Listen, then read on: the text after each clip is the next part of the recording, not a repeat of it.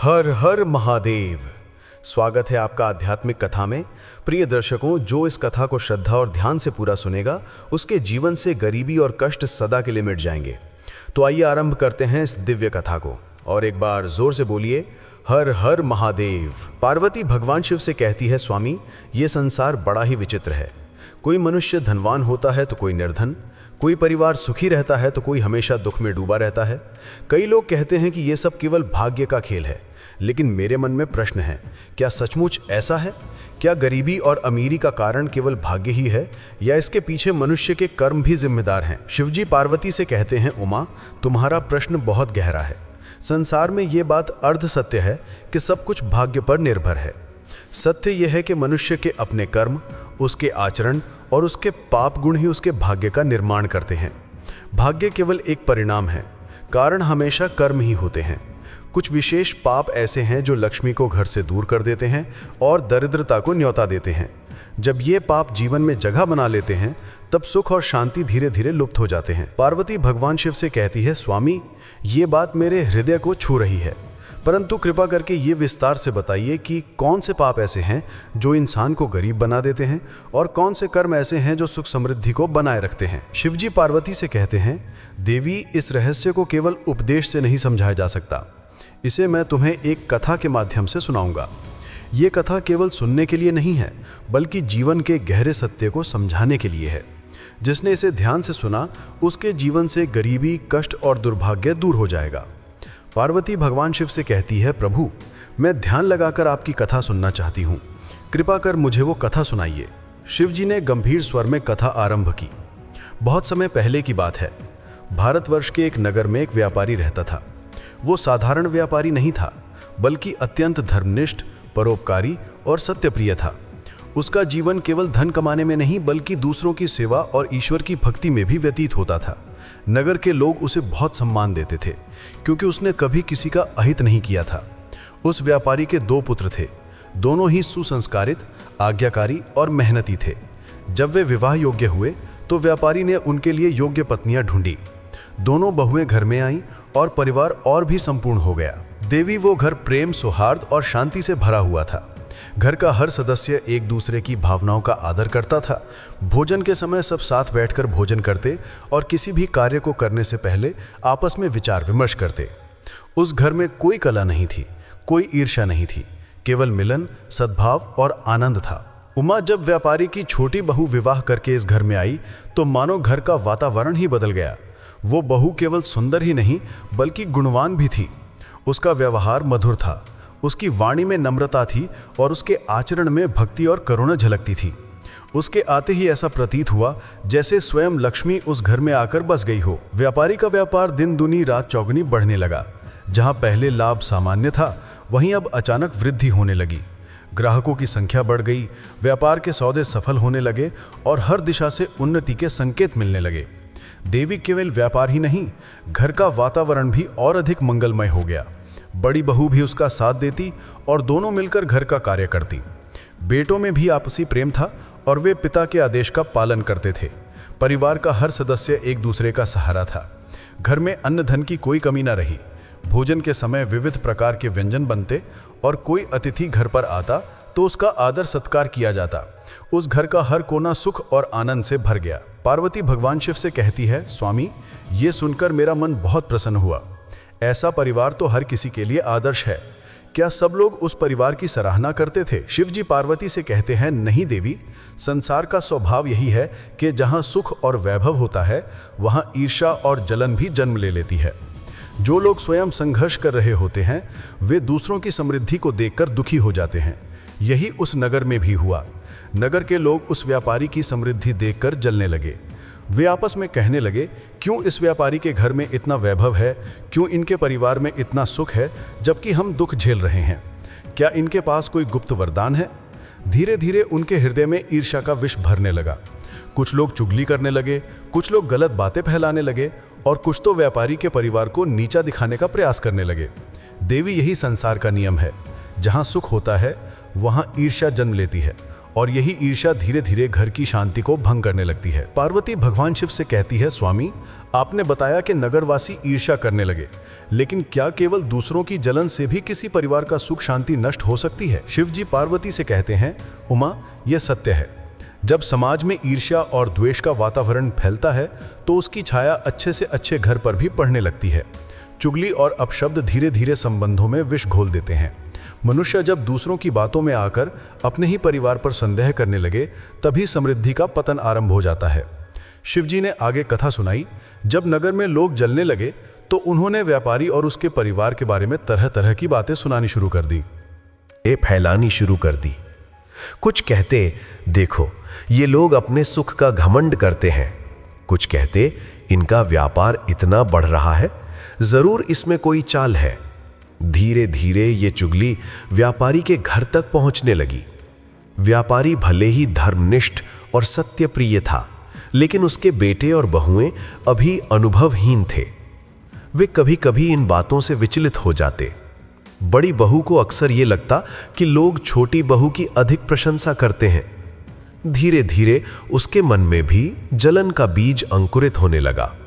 देवी, जहां पहले घर में केवल प्रेम और सौहार्द था, वहीं अब छोटी छोटी बातों पर मनमुटाव होने लगा। भोजन में यदि किसी व्यंजन की तारीफ हो जाती तो बड़ी बहू के मन में यह बात चुभ जाती। यदि कोई मेहमान छोटी बहू की सादगी और गुणों की प्रशंसा कर देता तो उसके चेहरे पर खीज आ जाती। बेटों के बीच भी धीरे धीरे अंतर बढ़ने लगा। जो भाई पहले एक दूसरे के साथी थे, अब उनमें तुलना और प्रतिस्पर्धा की भावना आने लगी। नगरवासियों की चुगली और अपशब्द उनके बीच दीवार खड़ी करने लगे। पार्वती भगवान शिव से कहती है, स्वामी, ये तो बड़ा ही दुखद है। एक घर जो लक्ष्मी के आशीर्वाद से भरा हुआ था, उसमें केवल चुगली और ईर्ष्या से दरारें पड़ने लगी। शिवजी पार्वती से कहते हैं, देवी, यही संसार का नियम है। सुख और समृद्धि तभी स्थायी रहती है जब मनुष्य संयम और विनम्रता से जीवन जिए। लेकिन जैसे ही मन में अहंकार या ईर्ष्या घर करती है, लक्ष्मी धीरे धीरे अपना स्थान छोड़ देती है। यही कारण है कि मनुष्य को न केवल दूसरों की ईर्ष्या से बचना चाहिए, बल्कि अपने भीतर भी इस दोष को स्थान नहीं देना चाहिए। शिवजी ने आगे कहा, धीरे धीरे घर का वातावरण बदलने लगा। हंसी और उल्लास की जगह खामोशी और खटास ने ले ली। बड़ी बहू और छोटी बहू में मनमुटाव बढ़ने लगा। कभी रसोई को लेकर विवाद, तो कभी घर के खर्च को लेकर तकरार। भाई भी अब एक दूसरे से अलग राय रखने लगे। उमा, यही वो समय था जब घर की नींव हिलने लगी, और जब घर की नींव हिल जाए तो दरिद्रता पास खड़ी रहती है। पार्वती भगवान शिव से कहती है, स्वामी, जब घर में प्रेम और सौहार्द की जगह ईर्ष्या और तकरार आने लगे, तब क्या परिवार को बचाने का कोई उपाय नहीं होता? शिवजी पार्वती से कहते हैं, उमा, उपाय तो होता है, परंतु वो केवल धैर्य, क्षमा और समझदारी से संभव है। यदि परिवार का कोई सदस्य शांत रहकर सबको जोड़ने का प्रयास करे तो स्थिति संभल सकती है। लेकिन यदि सबके मन में अहंकार और जलन बढ़ने लगे तो घर की शांति टिक नहीं पाती। शिवजी ने आगे कथा सुनाई। व्यापारी अब वृद्ध हो चुका था। उसने सोचा कि अपने बेटों को व्यापार की जिम्मेदारी सौंप दे। उसने दोनों पुत्रों को बुलाया और कहा, पुत्रों, अब मेरी उम्र हो चली है। अब व्यापार की देखभाल तुम दोनों को करनी होगी। मैं चाहता हूं कि तुम मिलजुल कर ये कार्य संभालो। दोनों बेटों ने पिता की आज्ञा मान ली। शुरुआत में वे मेहनत और निष्ठा से काम करने लगे। व्यापार चलता रहा, परंतु धीरे धीरे उनमें अंतर आने लगा। बड़ी बहू अपने पति से कहती, देखो, छोटी बहू को सब लोग अधिक मानते हैं, सब उसकी तारीफ करते हैं। ये सब ठीक नहीं है। ऐसी बातें सुनकर बड़ा बेटा भी चिड़चिड़ा होने लगा। दूसरी ओर छोटी बहू हमेशा शांति बनाए रखने का प्रयास करती, परंतु बड़ी बहू की बातें और नगरवासियों की चुगली घर का माहौल बिगाड़ देती। देवी, जिस घर में पहले हंसी खुशी गूंजती थी, वहां अब अक्सर खामोशी और विवाद सुनाई देने लगे। छोटी छोटी बातों पर कटु वचन बोल दिए जाते। भाई भाई में जो सहयोग था वो कम होने लगा। बहुएं भी आपस में मिलकर काम करने के बजाय एक दूसरे से आगे निकलने की सोचने लगी। पार्वती भगवान शिव से कहती है, स्वामी, ये सुनकर मेरा हृदय दुखी हो रहा है। क्या सचमुच इतना सुंदर परिवार अब टूटने की ओर बढ़ रहा था? शिवजी पार्वती से कहते हैं, देवी, यही संसार का नियम है। जब मन में ईर्ष्या और अहंकार बढ़ता है तो परिवार की नींव डगमगाने लगती है। लक्ष्मी भी ऐसे घर में ठहरना नहीं चाहती जहां कलह और असंतोष का वातावरण हो। व्यापारी अपने जीवन की संध्या देख रहा था। उसने सोचा था कि उसके जाने के बाद भी परिवार प्रेम से रहेगा, लेकिन उसे ये देखकर पीड़ा होने लगी कि जो घर पहले प्रेम और सौहार्द से भरा हुआ था, वहां अब दरारें पड़ चुकी हैं। धीरे धीरे उस घर की समृद्धि पर भी असर पड़ने लगा। व्यापार में उतना लाभ नहीं होने लगा जितना पहले होता था। जहां पहले ग्राहकों की भीड़ रहती थी, वहां अब कमी दिखाई देने लगी। मनमुटाव और असहमति ने व्यापार की प्रगति को रोक दिया था। पार्वती भगवान शिव से कहती है, स्वामी, ये तो बड़ा ही दुखद है। इसका अर्थ तो ये हुआ कि केवल ईर्ष्या और अहंकार ही घर के सुख को छीन लेते हैं। शिवजी पार्वती से कहते हैं, उमा, बिल्कुल ऐसा ही है। ईर्ष्या और अहंकार ऐसे पाप हैं जो धीरे धीरे सुख और समृद्धि का नाश कर देते हैं। यही कारण है कि मनुष्य को सदा विनम्र रहना चाहिए और दूसरों की अच्छाई देखकर प्रसन्न होना चाहिए, ना कि उससे जलना चाहिए। पार्वती भगवान शिव से कहती है, स्वामी, जब घर में दरारें गहराने लगे और आपसी प्रेम घटने लगे, तब घर का भविष्य कैसा होता है? शिवजी पार्वती से कहते हैं, उमा, जब घर में कलह का बीज बो दिया जाता है, तब धीरे धीरे उसका असर हर दिशा में दिखाई देने लगता है। लक्ष्मी ऐसे घर में रुकती नहीं और शांति वहां से विदा हो जाती है। शिवजी ने आगे कथा सुनाई। समय बीतने लगा। व्यापारी अब बहुत वृद्ध हो चुका था। वो अपने बेटों और बहुओं के बदलते स्वभाव को देखता और मन ही मन दुखी होता। बड़ी बहू छोटी छोटी बातों पर तकरार करती और उसका पति भी उसकी बातों से प्रभावित होकर अक्सर अपने भाई से उलझने लगा।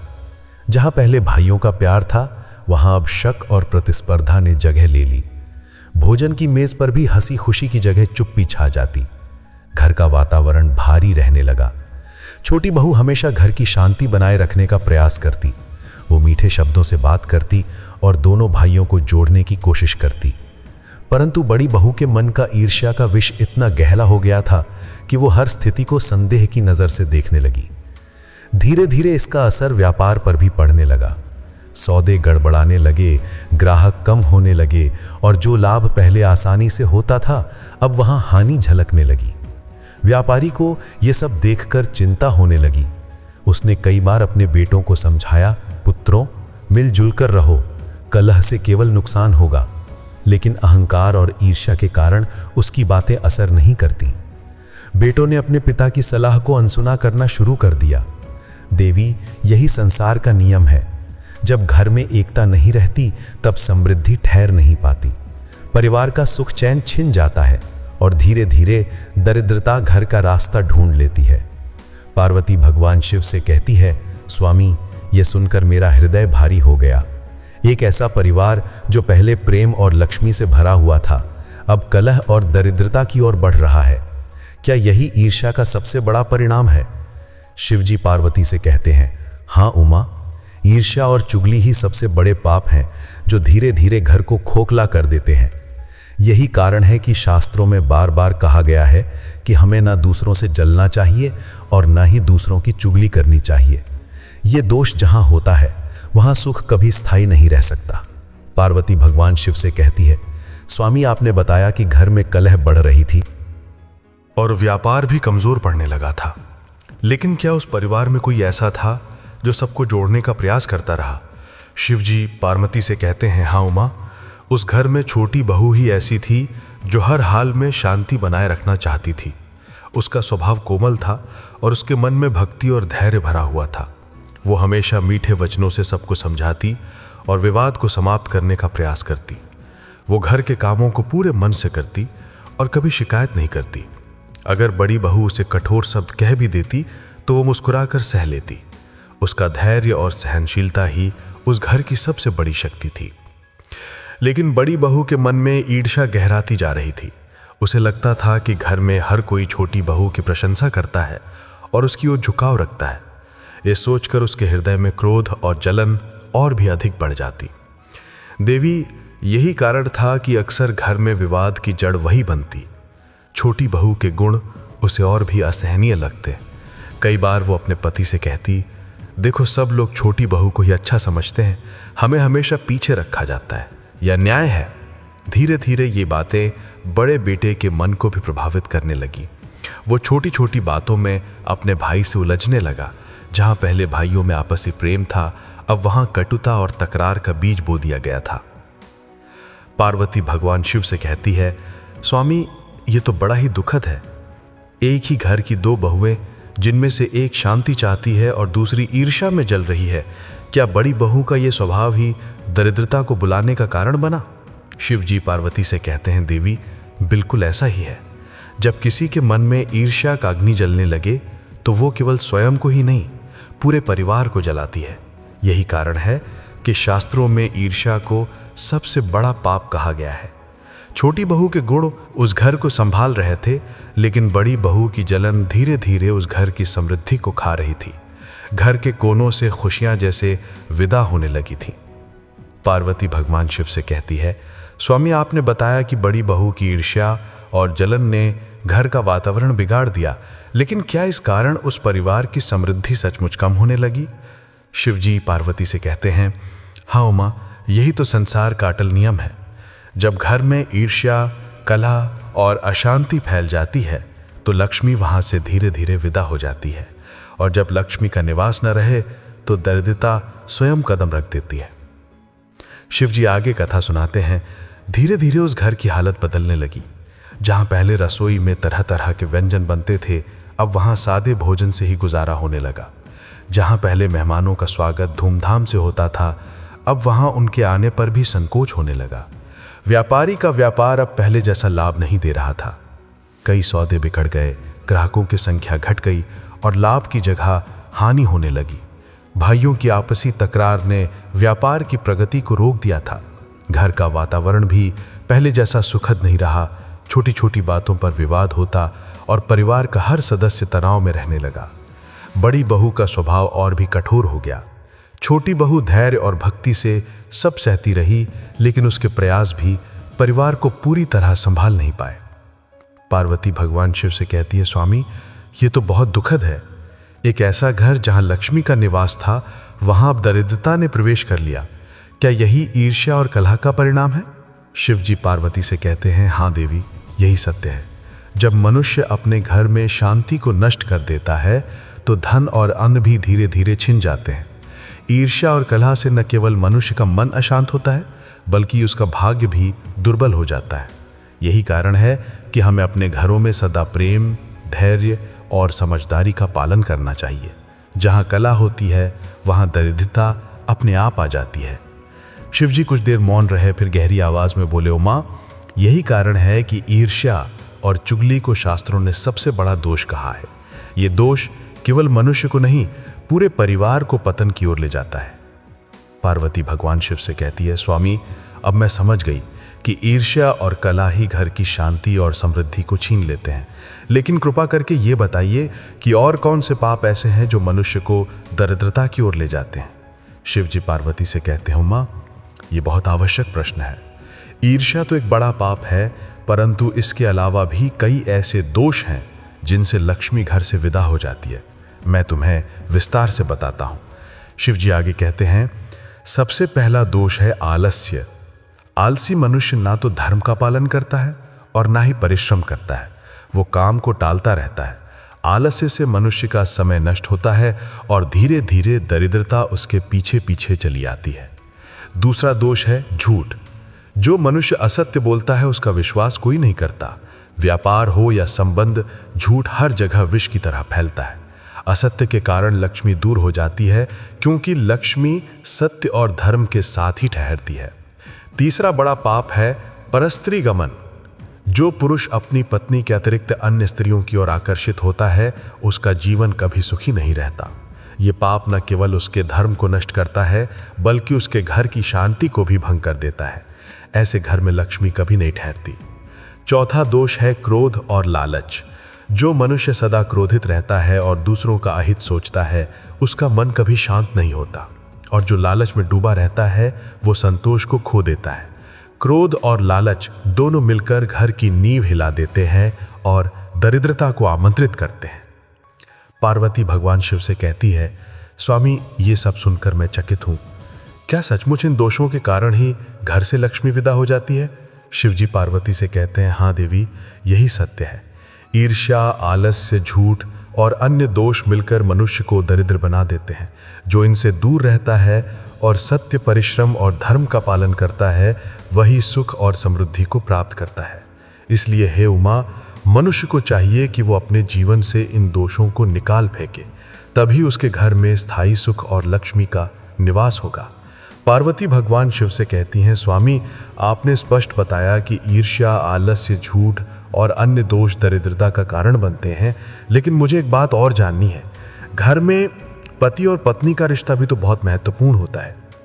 यदि पति में प्रेम और विश्वास ना हो तो क्या उसका असर भी घर की समृद्धि पर पड़ता है? शिवजी पार्वती से कहते हैं, उमा, तुमने बहुत गहन प्रश्न पूछा है। सच यह है कि पति और पत्नी घर के दो स्तंभ होते हैं। यदि दोनों में प्रेम, विश्वास और सम्मान बना रहे तो घर की नींव मजबूत रहती है। लेकिन यदि उनमें मतभेद, संदेह और अविश्वास आ जाए तो पूरा घर हिलने लगता है। पति का रिश्ता केवल एक साथ रहने का नहीं, बल्कि एक दूसरे का सहारा बनने का होता है। यदि पति क्रोधी और कठोर हो या पत्नी अहंकारी और संदेही हो तो घर की शांति समाप्त हो जाती है। ऐसी स्थिति में न केवल परिवार टूटता है, बल्कि दरिद्रता भी घर में प्रवेश कर जाती है। शिवजी ने आगे कहा, देवी, एक बार एक नगर में एक परिवार था। पति और पत्नी दोनों ही अपने स्वभाव के कारण हमेशा झगड़ते रहते थे। पत्नी को हर बात में संदेह होता और पति अपनी पत्नी पर कठोर वचन बोलता। धीरे धीरे उनका घर अशांत हो गया। धन कमाने के अवसर सामने आते, लेकिन आपसी झगड़े के कारण सब व्यर्थ हो जाते। अंत में लक्ष्मी ने उस घर को छोड़ दिया और वहां दरिद्रता ने डेरा गाल लिया। इसलिए उमा, यह स्मरण रखना चाहिए कि पति और पत्नी का रिश्ता केवल सांसारिक नहीं, बल्कि धार्मिक और आध्यात्मिक भी होता है। जहां विश्वास, सम्मान और धैर्य होता है, वहां सुख और लक्ष्मी दोनों का वास होता है। पार्वती भगवान शिव से कहती हैं, स्वामी, ये बात तो अत्यंत सरल और गहरी है। सचमुच यदि पति पत्नी एक दूसरे के प्रति वफादार और धैर्यशील हों तो घर कभी उजड़ नहीं सकता।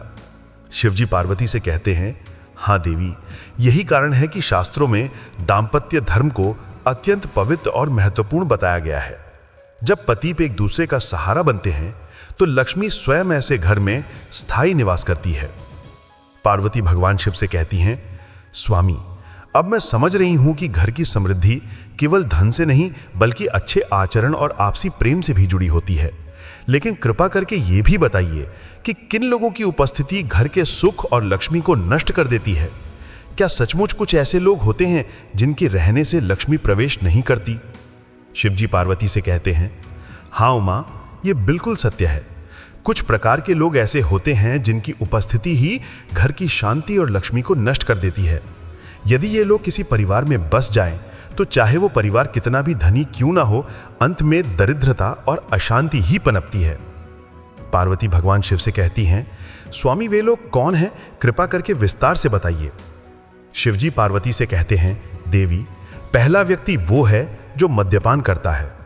शराब और नशा करने वाला मनुष्य न केवल अपना जीवन नष्ट करता है, बल्कि अपने परिवार की प्रतिष्ठा और शांति को भी डुबो देता है। ऐसे घर में लक्ष्मी कभी स्थायी नहीं रहती। दूसरा व्यक्ति वो है जो जुआ खेलता है। जुए की लत मनुष्य को आलसी, लालची और लापरवाह बना देती है। धीरे धीरे धन खत्म हो जाता है, परिवार टूट जाता है और घर में केवल कलह और दरिद्रता रह जाती है।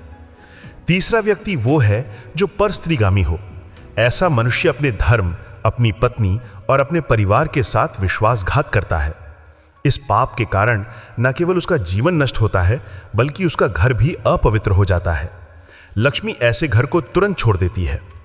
शिवजी आगे कहते हैं, उमा, यही तीन लोग घर में दरिद्रता और कष्ट लाते हैं। मद्यपान करने वाला, जुआ खेलने वाला और परस्त्रीगामी। इनकी उपस्थिति में ना तो शांति टिक सकती है और ना ही लक्ष्मी का वास हो सकता है। इसलिए मनुष्य को चाहिए कि वो इन दोषों से दूर रहे और अपने घर को इनसे बचाए।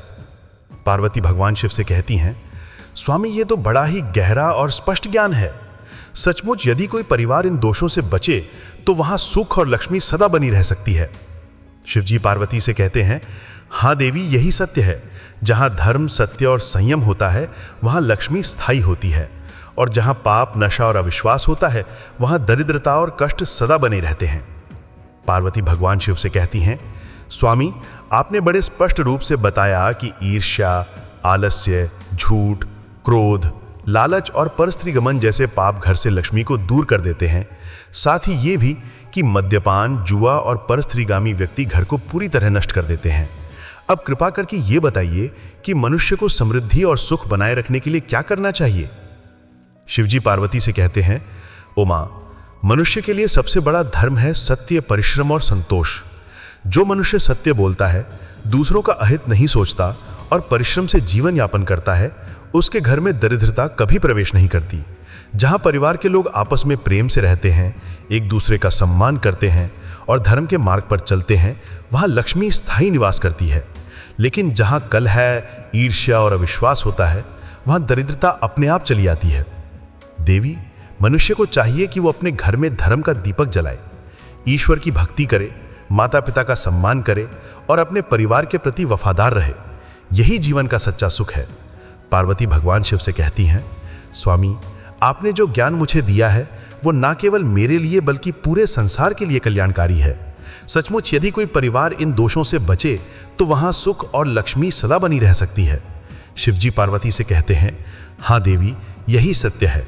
जहां धर्म, सत्य और संयम होता है वहां लक्ष्मी स्थायी होती है, और जहां पाप, नशा और अविश्वास होता है वहां दरिद्रता और कष्ट सदा बने रहते हैं। पार्वती भगवान शिव से कहती है, स्वामी, आपने बड़े स्पष्ट रूप से बताया कि ईर्ष्या, आलस्य, झूठ, क्रोध, लालच और परस्त्रीगमन जैसे पाप घर से लक्ष्मी को दूर कर देते हैं। साथ ही ये भी कि मद्यपान, जुआ और परस्त्रीगामी व्यक्ति घर को पूरी तरह नष्ट कर देते हैं। अब कृपा करके ये बताइए कि मनुष्य को समृद्धि और सुख बनाए रखने के लिए क्या करना चाहिए।